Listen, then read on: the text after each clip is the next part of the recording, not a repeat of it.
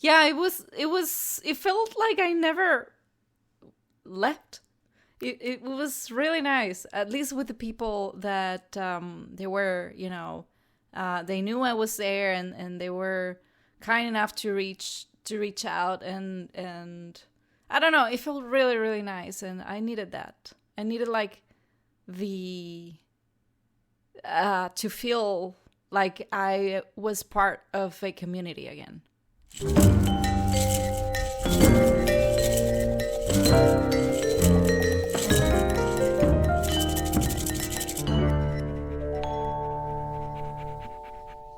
Goodbye. Hello, everybody, and Austin. Ah. Hi. Hi. We were supposed to do this while I was in Costa Rica, but it didn't happen. Mostly because I thought Austin was too busy, but he thought I was too busy, and we just never made a point of recording this new episode. So that was, I guess, 50-50. Yeah. Guilt. Yes, you were obviously there to deal with practical things, visa things, but it was also essentially a vacation. And I don't know how much of a vacation that was because I didn't sleep well. I slept the 2 weeks I was there. I slept in like on a mattress on the floor. I thought it was gonna be okay, but that mattress was not at all what I'm used to. And every morning I had to wake up, I had to stretch my back and my neck, and it was too painful, like for the first hour. So yeah, that's and then all well start and my good day. for like a Go see doctors. Go see like the eye doctor, the teeth doctor, the blood doctor, the like everything, just to check if everything is going well. So I don't know if which it was counts as a vacation. Yeah, but 90% of the trip was time with family, time with No, dogs. it was like 50%, just to be more accurate. First week was a lot of stuff, and then the second was more like seeing friends and hanging out, which was great. Yeah, and you got to do some cosplay and some photo shoots. Yeah, and see your doggies. Yeah, that was awesome. And yeah, the doggies, of course. Part of the reason why we have Canvas, for those who do not realize, is because you were always a very diehard dog person. You would just like adopt them off the street, and had 4 dogs in Costa Rica that you had to leave behind. And so after a while it became too much. I know. So yeah, no, it was great. I feel fulfilled now. I feel happy, and I also felt like this trip was a little bit of a how do you phrase, like a open my eyes to reality again. I don't know. There's a phrase. There's a quote. Like refreshing. You mean of life here? Yeah, things are so different there, and some things I forgot. And it's good to remember. It's good to remember where I'm from, and it's good to remember how some people leave to be grateful for the things that I have right now. Yeah, I think, obviously you were traveling, and I travel quite a bit, and that seemed to be kind of the general topic of today's show. But I think, in a sense, the reason why it's a relevant topic is what you just said.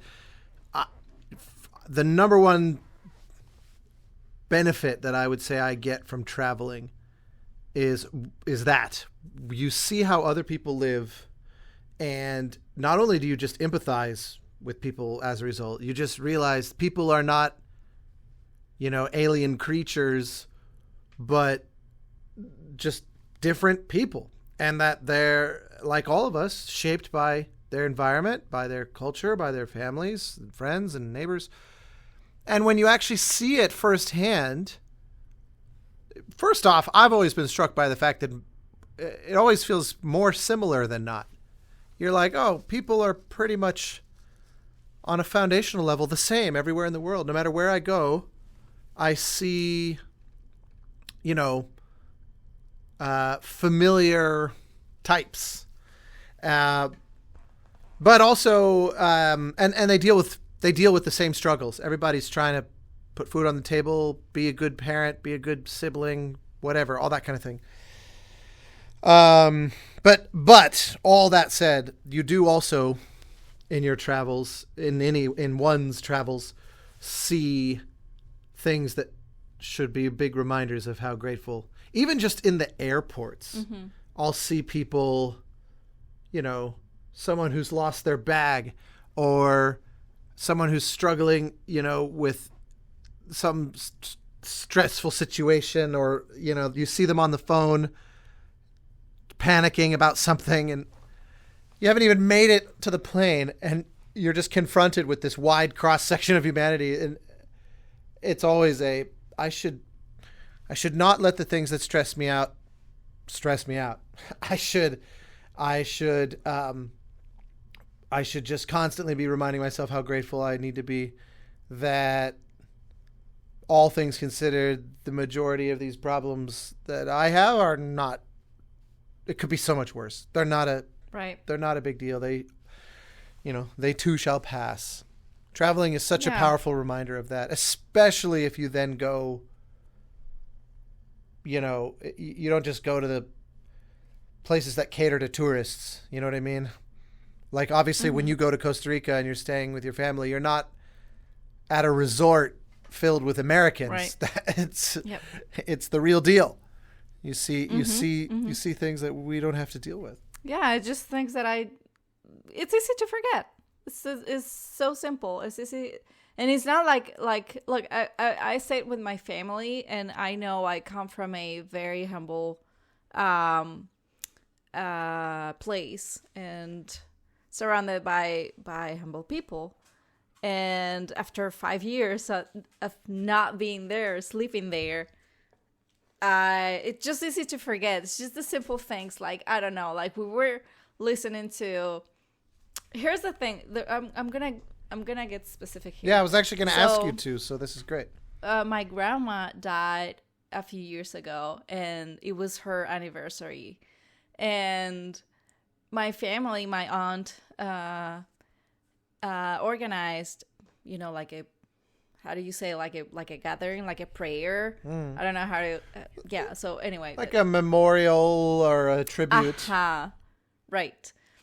And my cousin, she just basically put the prayer on YouTube just to listen on speakers. The first thing that I noticed, this is it's just so funny because you only see this in this kind of families. First thing I noticed is that she has speakers for like karaoke, and those are like super flashy and have like super colorful lights. So the speakers are like flashing lights, but you hear the prayer, and I couldn't help. It was just so funny. I was laughing the entire time. That does feel like a scene from like a show about an immigrant family, or something like it. I know. That's hilarious. So yeah, that was the first thing. I never said anything, obviously, because like for them it's just like, yeah, that's the thing. That's the speaker, whatever. But that's such a specific thing to have to own, though. To own like a karaoke machine. Well, my cousin, she's into it. She likes that, and that is very common in families like ours. But anyway, just to continue my story, the other thing that made me laugh, and it was just a reminder of, yes, this is us, was that in the middle of the sentence of the prayer, I don't know, let's say we were going to say Ave Maria. And in the middle of that Ave, a YouTube ad just started just oh no. The pain. I know. It just like I an hate the ad YouTube for ads. I don't even remember. I don't even remember. It was like juice or something. And I just burst laughing. I couldn't help it because it's so charming. That's so funny. I don't know. Anyway, that was like, oh my god, yes, of course, YouTube ads. We don't have that here. No, Of course we have them. we do have YouTube ads here, but I proudly You pay. don't have because you watch YouTube all the time, and I actually don't watch YouTube at all. So I was not familiar with that. That's so funny. Yeah, no, buying YouTube Premium was the best purchase I think I've ever made in my entire life. Only you. Honestly, I will never pay for that. But anyway, But this wouldn't happen. Exactly. That is what happens to people like me. That is what happened there. So That's it's so just the funny. little things, those things that you just forget, and it's like, yes, we are. How did everybody react We are when the what we ads are. started? Like, I get you laughing, but does it feel so normal to them they they don't la- even react, or do they also find it funny? Well, you can picture everybody was like with their heads down and stuff, and when the ad started, like we just start looking at each other. Oh, okay. I just yeah. I could picture a situation where that's actually so normal that they just don't. It's like, yeah, so what? It's an ad. They happen all the like. I could see it being a thing that they almost don't react. Which would be kind of hilarious in its own way. Oh my god. Yeah, that was so funny. I would probably never forget. And this is the kind of thing that I mean. This is where I'm from. And I'm just happy I get to live this. Yeah, I've said it many times. I don't remember if I've said it on here, but I certainly say it to people conversationally on a regular basis that I think you deserve a huge amount of credit for moving halfway across the world, or a quarter across the world, to a totally different culture and lifestyle. You've talked about how you were iffy on your English at the time in which you moved. I always think that you are too hard on yourself, but there's no question that you're a lot more comfortable in that. I mean, we could never have done this podcast when you first moved. I think yeah. you would have never Absolutely. had the confidence, even though you could speak fine. You would have just, I think, Yeah. tightened up. But Yeah, it took some time for sure. yeah, and those reminders of how different the lifestyle could be, there versus here, is a sideways demonstration of the courage to walk away from that. Because it's like, even if you moving offers a better lifestyle in every conceivable way, we're humans are creatures of habit. It's intimidating to completely change everything about life. It's like, even if it's theoretically going to be more comfortable, or big things and small things are better. Obviously, I would not dare say that every single aspect of moving was an upgrade. I mean, not least of which, your family is far away now. That's hard to call that an upgrade.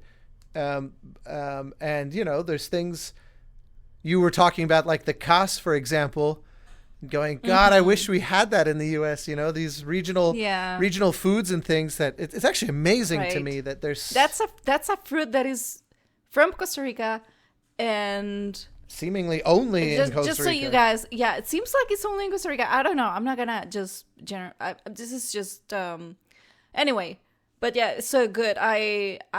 We normally drink it in juice, like you just blend it, with water and sugar, and it's amazing. But I love eating it with salt. It's just, oh my god, I'm drooling right now. But anyway, it's so good. And I was so happy. The first thing I did was to eat gallo pinto and cas. The first hour I landed, I was in a restaurant eating gallo pinto and drinking cas.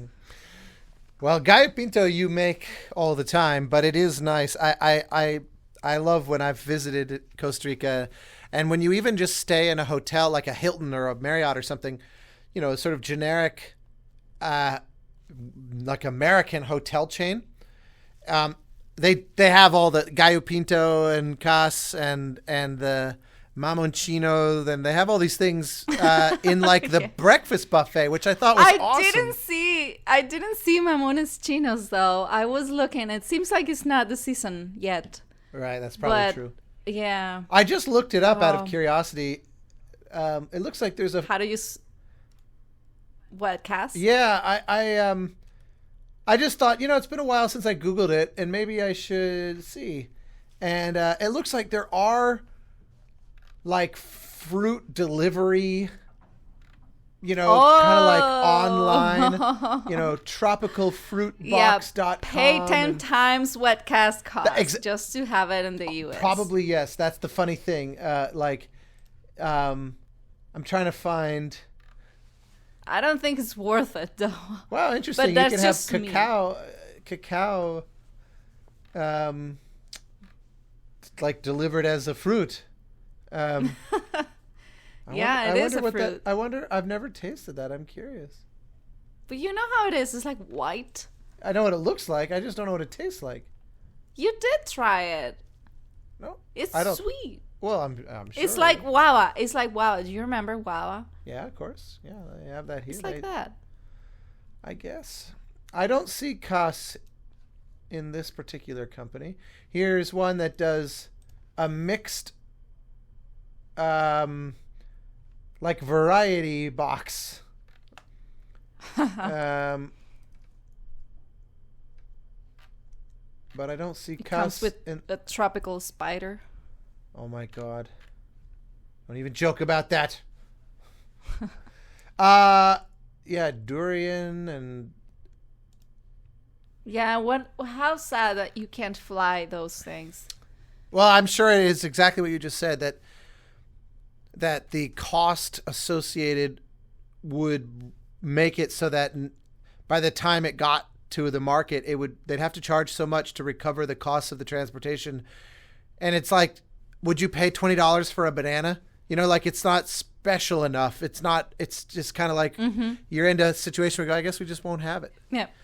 Yeah. But I'm amazed that it's just better to go, like make it a point to go and eat it there. Oh, I loved the full experience. There were so many fruits in Costa Rica that I never saw before, that I never had, like the grenade ones. What are those called? You love those. Yeah. It's like mucus.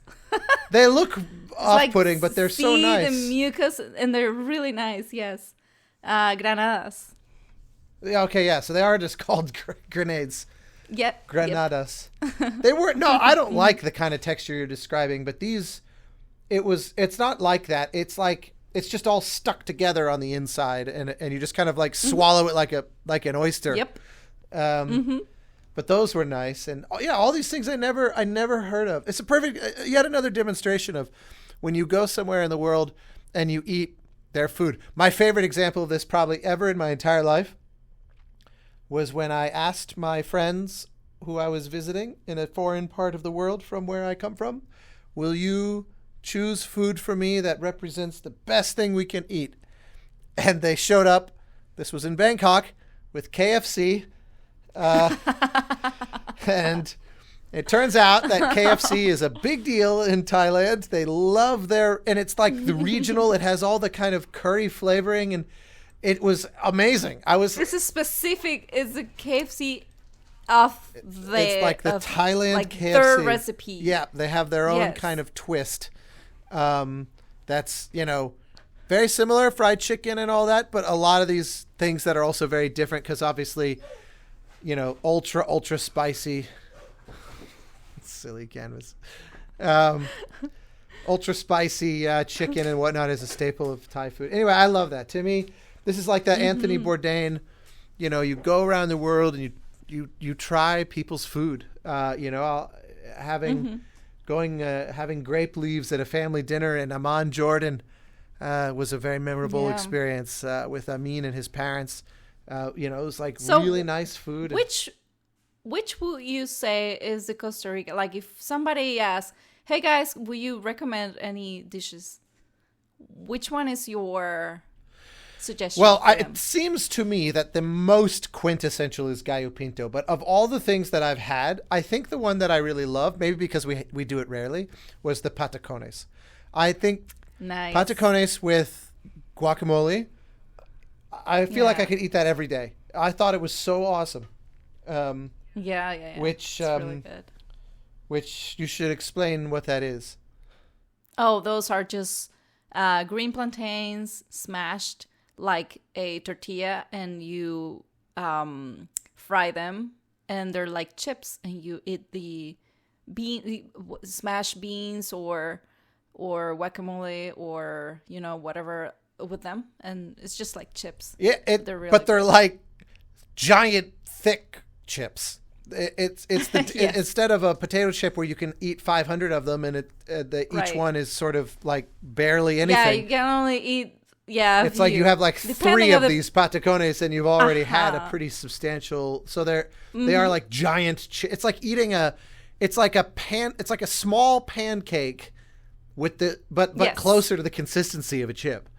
Right. But man, that's one of those. I never heard of that. I've had all manner of Mexican food, and I've had Argentinian food, and I've had done Brazilian food, and all of them are different. I mean, the other thing that's also funny that I never thought, it just also one of those things that you get into such a blind spot in the U.S. was that my conception of like anything sort of the Spanish-speaking world, the Hispanic or Latin world, spicy was through the filter of Mexico, which it turns out is basically the only one that does spicy, because all these habanero plants and everything are native to Mexico, and literally from that southward, I couldn't believe how bland, mild, we'll say politely, yes, everything was in Costa Rica by comparison. I was so used to, it's very simple. Yes, it's very simple. Zero spiciness. It doesn't have any spice. Yes. And so many times we've shared something and it's too much for you, and I think, my God, I'm I'm like a medium weight with spiciness. I'm not a lightweight, but my mother, for example, can eat fire and be perfectly fine. And so, I kind of developed a bit of a taste for it just being in that family, but it amazes me how times I'll have something and I'll think, okay, that's okay. And you're like dying. You're miserable. And I thought, I don't know. I just don't find attractive flavors that I can't taste because of the spice. Yeah. I mean, look, I conceptually agree with you. I just have a higher tolerance for it before I feel that way. But I agree. Ultra spicy things that make you numb. I always think, other than the fact that it's funny for a second, this isn't actually a good food experience. But anyway, but I think the other thing that we kind of, when we were thinking about what to talk about for this one, I think the other aspect of it is that travel is, as an artist, a tremendous way, a very powerful way to kind of recharge the creative batteries. I find when I travel, I end up thinking about music in slightly refreshed ways, or I just feel I just feel new motivation once I'm back. I feel kind of ready to go. And it's not just the idea of a vacation, because most of my travel is not vacations. I think maybe the break of routine helps keep you fresh. But also just, I don't know, seeing new people, seeing new other musicians around the world. Obviously in your case, you got to go to a convention and see all these artists and cosplayers, and it must have the same effect, right? Where you feel kind of yes, absolutely. Yeah, it felt like I never left. It was really nice, at least with the people that they were, they knew I was there, and they were kind enough to reach out, and I don't know, it felt really, really nice, and I needed that. I needed like to feel like I was part of a community again. Well, I'm all for building communities wherever we go, but there is always something about returning to one's origins that has a, an unmistakable, or like not unmistakable, but a sort of reliable impact of doing that again. Right. You know? I think that's why people. Yeah. Obviously, I'm not saying that I don't have already, a group here, but you can't just compare, my whole life, 30 years there. Yeah, exactly. Yeah, I think it's so, obviously it doesn't really need to be said that the ability to travel and see the world is something that not everyone has the option to do. And that's a tough one to solve. Obviously, it so often just comes down to financials. And then also things like, you made me really appreciate, once you came into my life, the fundamental difference it is to have an American passport versus having basically any other passport. Oh my God, yes, you are so lucky, and you didn't even know. I knew I was lucky in this intellectual sense. Like, I knew it as a statement, but I didn't feel it until we started to plan trips together, and I realized, I can't remember where we were going. Canada. Well, that wasn't the destination. The destination, I think, was maybe London or Poland. And even knowing that it wasn't a destination, and I needed a tourist visa that had to be applied for months in advance just to be in the airport, just to pass through the airport in like Toronto. That blew my mind. I thought, what are Canadians so afraid of that Costa Ricans can't pass through? Apparently, there's this whole notion of what they call quarantined airports versus not, which is airports that are considered quarantined, which this term predates the pandemic. It has nothing to do with that. But it's the idea that it's a kind of enclosed environment with presumably sufficient security that if people pass through, even who would not be otherwise authorized into the country, it's permitted and it's no big deal. And I had no idea that Canada, I do know that Canada has a bit of a protectionist streak, because I've run into that myself when I went there for Ubisoft on Assassin's Creed Syndicate, and I got stopped at the airport, and they went through my bag, they read my messages on my phone. They were very suspicious of me because they thought, oh, I'm a legal worker. And I said, I'm not here to do work. I'm just here to meet my friends, basically. And they were like, okay. And they very suspiciously let me through. And I had every right to be there. And so I got a little taste. But in the end, it was fine.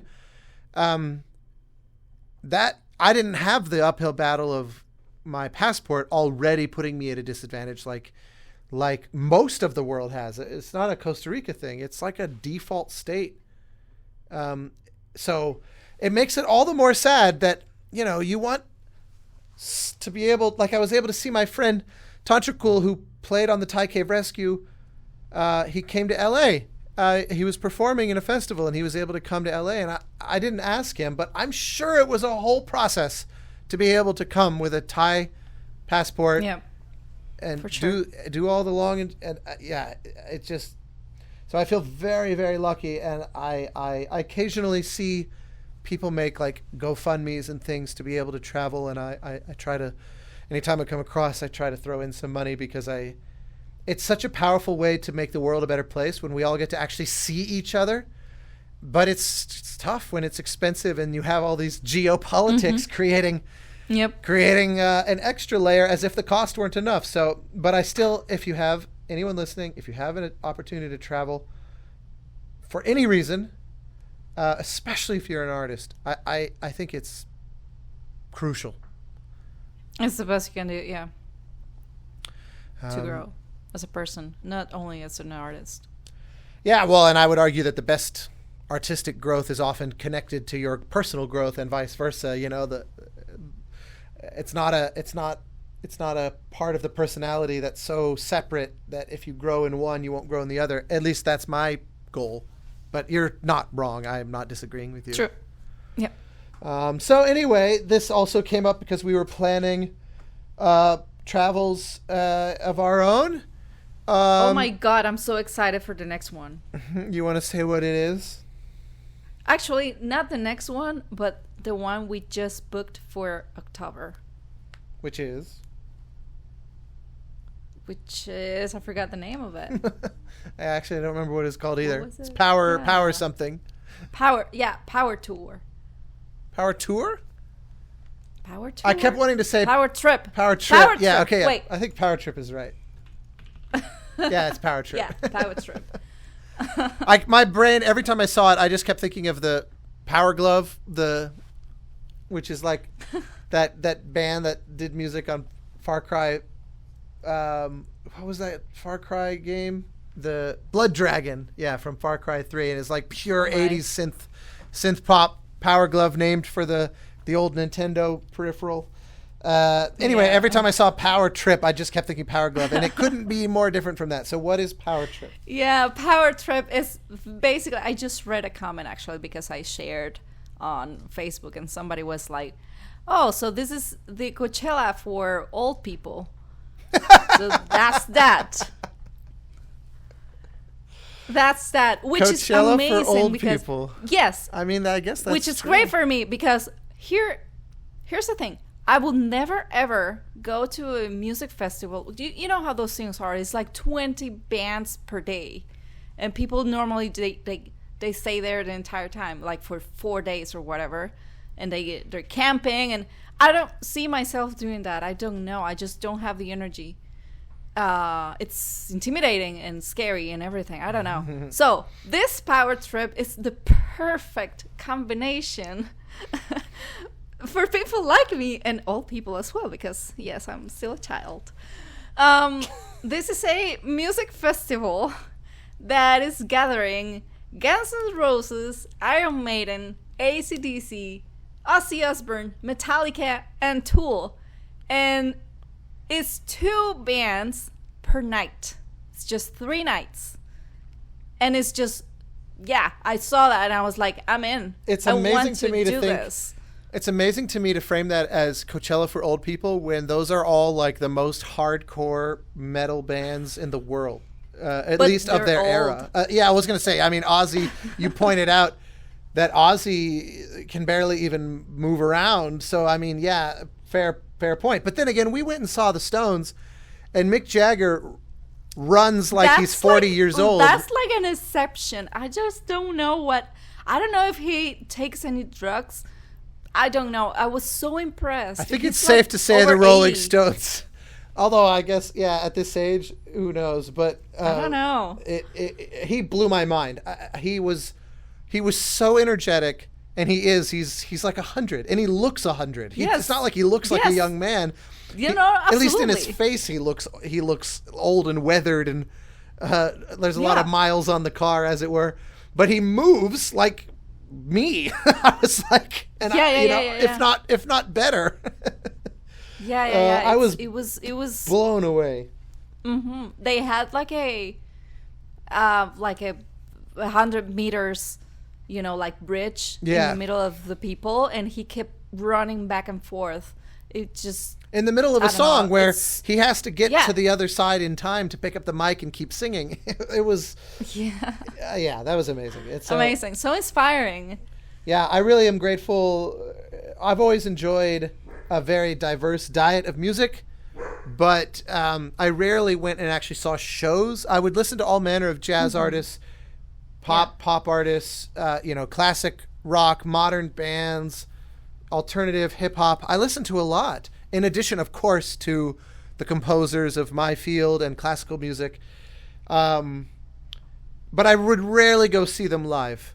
And I've seen random here and there, but I love going to see these groups. Like I'll go see the LA Opera do Verdi's Otello, as I'm doing this weekend. And then we'll go see Metallica and Iron Maiden and AC/DC, and I like that. I feel like that's a good way to be. Yeah, I love that you're so open to this, because I actually was expecting, going alone, like going with a friend of mine and not seeing you there. But I was impressed when you said, yes, let's do it. Because, yes, it is like, these bands are amazing, but I don't know if you were that into them to make a sacrifice of, traveling for 3 days.